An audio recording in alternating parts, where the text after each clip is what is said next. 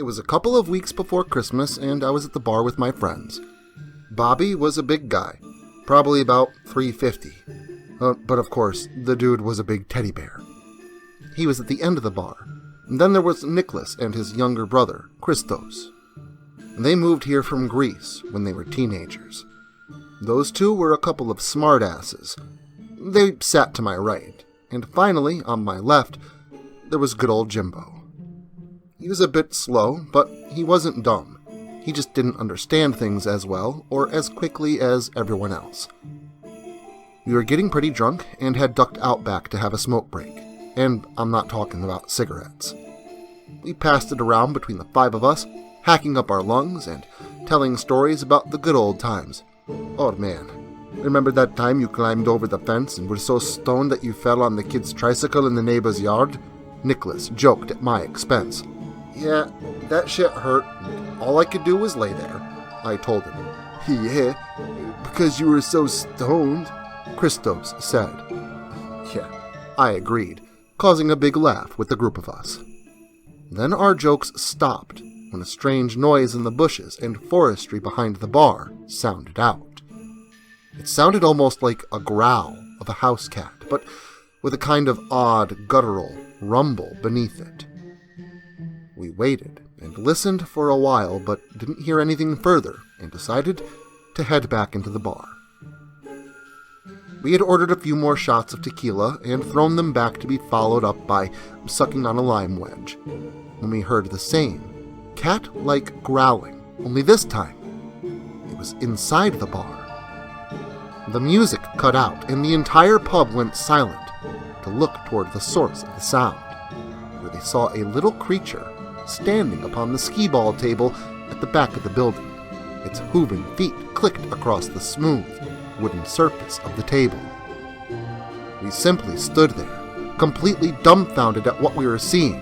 A gray-skinned, impish being with furry legs and hooved feet. The thing's ears were long and pointed like that of an elf.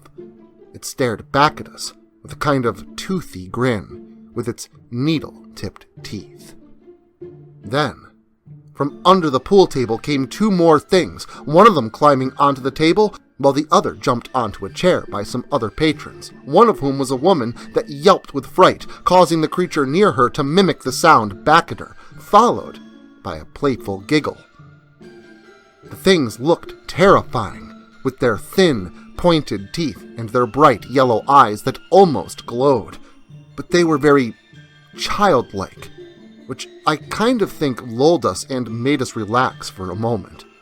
That is before one of them beamed Keith, the bartender, in the head with a cue ball from the pool table. The things all let out that playful yet somewhat sinister laugh once again, followed by the back door of the pub swinging open, allowing another half-dozen of them into the room.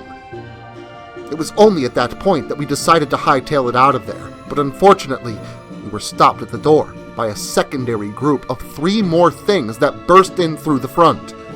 We turned around to find that a few of the things had jumped up onto the bar and begun to smash whiskey bottles before drinking the remaining contents of the broken container, getting themselves so drunk that they slipped off the bar counter and onto the floor with dizzy hiccuping, causing the other creatures to go into hysterics, giggling with an almost maniacal laughter. One of the human patrons chuckled a bit at the behavior of the monsters, which wasn't taken very well by them. Or at least, that's what I assume, because the thing then began beating him bloody with a pool cue, hitting him so hard with it that it eventually broke over the screaming boy's side, which brought another fit of laughter from the beings. Outside, we could hear car tires squealing, followed by a loud crash. Then there was screaming and laughing. We knew that we weren't alone in this, and that there were more of them causing chaos outside. "What the hell's going on? What are these things?" Jimbo asked. "Kallikantzaros," Nicholas said. Who's a what?" I said, completely confused as to what the hell he had just said. "A Kallikantzaros is a kind of, gremlin, I would say," Nicholas answered. "What the hell do we do?" "They're leaving us alone, as long as we don't offend them, that is," Christos commented. "We could always singe our toenails," Nicholas suggested. "What? Why? That makes no sense. Why? I asked. I don't know. It's just something mothers would do to their children so that the Kallikantzaros don't steal them and transform them into their imps like them, Nicholas answered. What? No, that doesn't sound like a logical option, and besides, they aren't trying to kidnap us. They're destroying shit, I replied. Then we just wait it out until they go back underground, Nicholas suggested. How long will that take? Jimbo asked. Depending on who you ask, it could be tomorrow morning or after Christmas, Nicholas answered. Well, that's great. Tomorrow or a week, I said, disgusted by our only real option, but then I decided to do something completely insane. I picked up a bar stool and swung as hard as I could at one of the beasts, hitting it like a home run ball and knocking the thing right out the window in the back. The metal frame of the stool bent from the force, but that didn't stop me from bringing it down onto another creature, crushing it against the floor. My friends and a few of the other patrons followed suit, grabbing whatever they could to defend themselves with. Together, we were able to become a powerful force that would drive the imps out onto the street, where we would find the chaos outside was much worse than that inside. Fires raged, cars were overturned, people were impaled upon the large Christmas tree in the town square, while others ran around screaming for their lives. I dropped the broken bar stool and quickly found a new weapon, a baseball bat that was lying next to the corpse of a young man.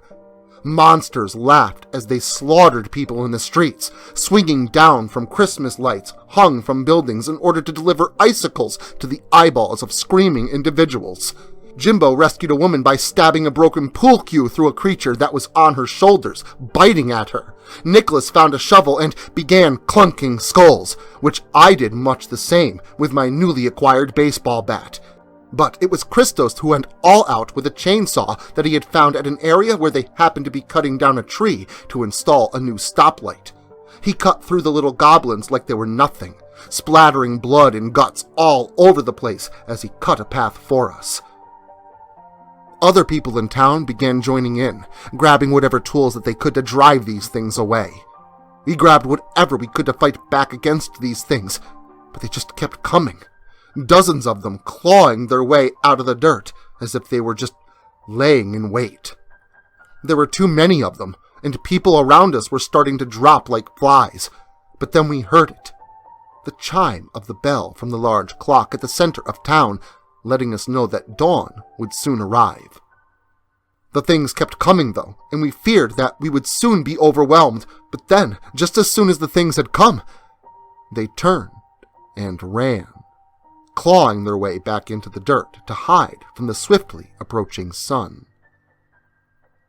The townsfolk were all left stunned by the sudden attack and retreat of the feral beasts that came and had their fun before running back to regroup for darkness once more. But next time, we would be ready for them. We only had to survive until after Christmas. Social media can be very unpredictable, especially regarding horror content.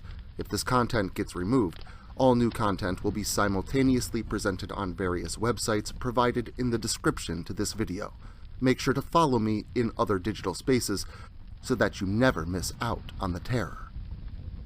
Also, if you like this video, make sure to leave a comment and hit the like button. It helps the channel a lot.